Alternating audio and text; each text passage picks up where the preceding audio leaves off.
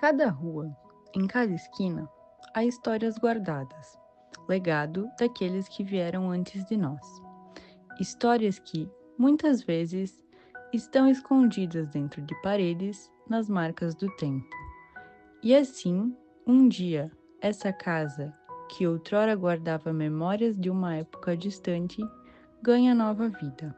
Então a gente fala muito do porquê preservar, né?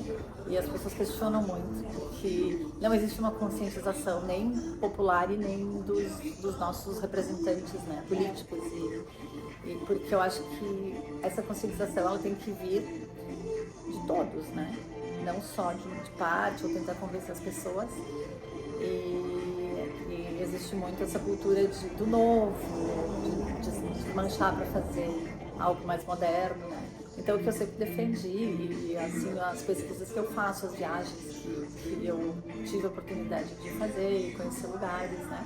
A gente vê o quanto a preservação traz de desenvolvimento, né? E as pessoas me dizem, mas é muito longe da nossa realidade, porque nós moramos numa cidade pequena, mas a gente está falando do interior do Rio Grande do Sul. E o argumento é o mesmo, né? Eu diria que seguindo por essa teoria seria muito mais fácil, né? Nós que estamos numa cidade pequena conseguir fazer essa conscientização. Mas eu entendo que é uma tarefa bem difícil, né? Porque a gente vê às vezes muitas pessoas que a gente considera que teriam condições de entender essa cultura da preservação indo contra. Então eu acho que é uma questão política, uma questão social e principalmente cultural, né? Eu acredito que essa questão cultural, eu tenho muita esperança, porque eu acho que a geração de vocês que está vindo, ela já vem com uma consciência diferente, uma consciência que a geração que veio antes da minha não tinha. Então a minha geração foi educada para construir o novo, não preservar o antigo. Muita história bonita. E é tão legal tu entrar num lugar como aqui, por exemplo, onde as paredes têm histórias para contar, né? Nesse caso, a gente preservou a planta original da casa e todos os materiais que foram possíveis de serem preservados, né? Que são as esquadrias. As externas, elas não estavam mais em condições de deixar a madeira natural. A gente teve que pintar porque teve que fazer muito conserto nelas. Então a gente não conseguiu deixá-las funcionais e originais ao mesmo tempo.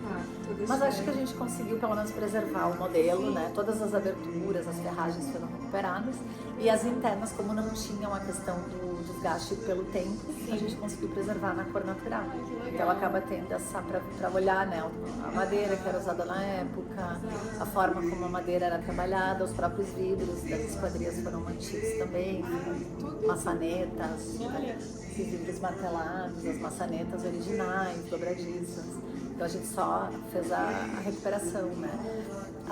Como eu estava falando, a planta, então a gente manteve abrindo paredes para conectar um ambiente ao outro para possibilitar o uso como restaurante, né? O forro a gente não recuperou também por uma questão financeira de escolha, de não chegar nesse nível, mas uma coisa que me deixa feliz é saber que se um dia esse forro for removido, que esse foi um forro que foi colocado há mais ou menos 20 ou 30 anos atrás pelo escritório de contabilidade que esteve aqui por muito tempo antes de se transformar em restaurante. E eles rebaixaram até por questões de luminosidade, acústica, né? Então teve também essa função, mas acima dele, eu acredito que a mais 1 metro, mais ou menos de altura, tem o forro original da casa. Que legal, não foi retirado. Não foi mexido. E até a gente conversa muito sobre isso, assim. Talvez em algum momento de uma próxima intervenção, né, de melhoria do café, porque a gente já fez 2 intervenções. Sim, teve a inauguração, acho que foi 2011. Vermelho. Ele era um tom lilás, meio um bordô desmaiado. Foi em 2011 que foi feito. 2011 foi a primeira, que foi que se transformou em café. Em 2018 foi a segunda. Então, quem sabe numa próxima até fica aí pra gente questionar e tentar viabilizar, né? De deixar um forro original, tentar buscar isso. Então é muito interessante a gente ter essa possibilidade, a gente saber que existe essa história, né? Em fotos a gente consegue ver que ele era um forro todo trabalhado. O período que ele foi escritório foi um período que eles adaptaram a residência ao escritório. No momento que a gente removeu o mobiliário do corporativo que tinha do escritório, o que a gente se deparou foi com uma residência realmente, porque ela nunca perdeu as características de residência. Esse eu acho ponto alto, né? Porque às vezes a gente vê reformas que acabam descaracterizando o imóvel, e aqui, felizmente, existia essa preservação. Mas o desafio, eu acho que o desafio número 1 era de fazer ambientes integrados, porque todas as divisórias eram, os ambientes eram muito pequenos, né? Então a gente precisava fazer essa conexão entre uma sala, um quarto, né, e outro. E o desafio maior, que foi de transformar uma cozinha, de criar uma cozinha que atendesse a um restaurante, né?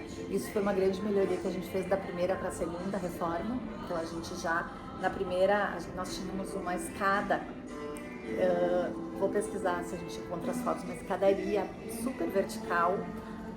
A fórmula do passo certo passou longe, né? Porque antigamente eles faziam as escadas, se eu não me engano, ela devia ter 20 de altura, 18 por 18, ou 20 por 20, alguma coisa assim. Então a gente tinha que se segurando, né? Porque ela era bem fora da fórmula que a gente usa na arquitetura. E na primeira a gente optou por manter, então, para vocês verem como sempre teve um respeito, né? Sim. Ela ficava atrás da cozinha, entre a cozinha e o depósito, então tinha aquela escada que levava para o sótão, que ainda existe um sótão super bonito, lá em cima todo de madeira, com as inclinações do telhado. E na época, nós fizemos a cozinha, a gente conseguiu atender ali as metragens que considerávamos suficientes, e a parte de refrigeração, de freezer, ficava nos fundos. E a demanda, então, do restaurante acabou solicitando uma ampliação de cozinha para a reforma de 2018, onde a gente entrou com uma coifa maior, para dar mais vazão ao fluxo e à produção de alimentos, né? Então, naquela reforma, a gente teve que remover a escada, com dor, mas, assim, era uma necessidade, e provavelmente, se nós não tivéssemos feito isso, teria inviabilizado, inclusive, a continuação do restaurante. Esse foi um grande desafio, uma questão que nós tínhamos bastante cuidado, tivemos um olhar bem detalhado, e também a criação de um conjunto de sanitários nesse mesmo zoneamento. Nós tínhamos então cozinha, depósito, área refrigerada e banheiros que atendessem ao público, né? Então isso tudo foi feito, essa intervenção na residência. Mas o que me deixa mais feliz foi ver que ela continua com uma cara de casa, uma cara de residência, e esse é o objetivo. Continuando então assim a questão do projeto, teve uma questão muito bacana que eu acho que vale mencionar, que muitos dos móveis, né, tanto mobiliário quanto utensílios que foram utilizados aqui, são da família da Raquel, da família da proprietária do primo, né? Então ela é uma família que vivia, os antepassados que viviam no interior, né, numa cidade de interior, numa casa também no mesmo conceito, uma casa de origem italiana.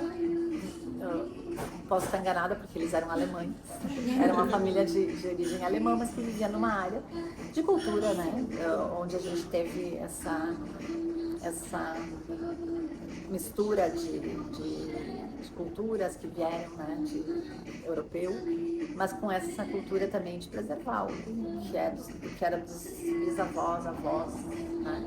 Mas isso reforça ainda mais essa questão da história, né, de objetos, imóveis e utensílios que também eram utilizados, né? A gente tem fotografias nas paredes, tudo conta uma história, muitas coisas das viagens da proprietária também foram colocadas, então a gente tem esse encontro do passado com a atualidade, né, contemporâneo, e nada está aqui por acaso, tudo conta história. É engraçado, né, porque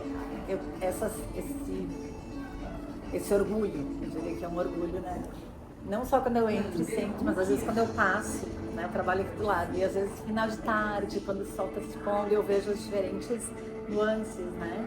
Da fachada, no momento que ele começa a aparecer iluminado à noite, no pôr do sol, ou mais tarde à noite, a gente vê a iluminação interna. E também quando eu entro, né, para jantar, ou para tomar um café, ou para fazer uma comemoração, é uma sensação que para mim, ela é o que a arquitetura significa na minha vida, né? Que eu sei que a gente vai passar, né? E as coisas que a gente constrói vão ficar. Então, talvez daqui a alguns anos, meus filhos, meus netos, alguém vai estar contando: minha avó fez a reforma, minha mãe fez a reforma. Alguns lembram de quando era a família morando, as pessoas mais antigas, as pessoas lembram do escritório. Tantas pessoas que devem ter entrado aqui para fazer contabilidade, né? E que depois passaram a frequentar como café, ou para jantar, ou para... Né? Então, eu acho que essa energia que acaba... Todo mundo que entra acaba deixando um pouquinho, né? Então, eu acho que isso é um conjunto de coisas. E eu acho que é sobre aquilo que eu sempre falo, assim, o que é arquitetura, né? A arquitetura é isso, é tu poder influenciar na vida das pessoas de alguma forma, né? Seja em arquitetura residencial, através de uma residência, onde tu sabe que as pessoas vão construir uma história pessoal, familiar, né? Seja espaços de convivência, espaços de encontros, mas todos eles vão estar de alguma forma impactando na vida das pessoas que ou simplesmente passam lá na frente, ou que entram e consomem e que constroem histórias, né? Às vezes, restaurar um lugar não é apenas trazer o passado de volta, é entender o que ele ainda pode significar para o futuro. E enquanto as portas deste restaurante estiverem abertas, ele continuará a contar sua história. Uma história que se renova a cada prato servido e a cada sorriso compartilhado.